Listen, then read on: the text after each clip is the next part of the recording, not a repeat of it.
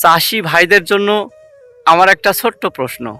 আমাদের রাস্তার পাশে, বাড়ির আনাচে কানাচে বা ফসলের ক্ষেতের আইলে কি এই সাদা ফুলওয়ালা গাছটা দেখেছেন? দেখতে খুব সুন্দর ও সাধারণ মনে হলেও এটি আসলে একটা বিষাক্ত ডাইনি গাছ। এর নাম পার্থেনিয়াম।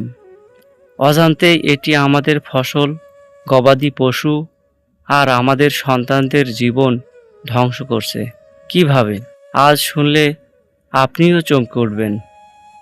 এই গাছ যেখানে জন্মায় তার চারপাশের মাটিতে এক ধরনের বিষ ছড়ায়। ফসলের ধান, গম বা সবজি গাছের বৃদ্ধি থমকে যায়।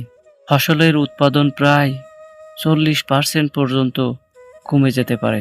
আমাদের গরু ছাগল যদি ভুলে এই পাতা খেয়ে ফেলে তবে তাদের লিভার ও পাকস্থলী নষ্ট হয়ে যায়, গাভীর ওলান ফুলে যায়, দুধ তিতা হয়ে যায় এবং অনেক সময় পশু পাখিরা মারাও যেতে পারে।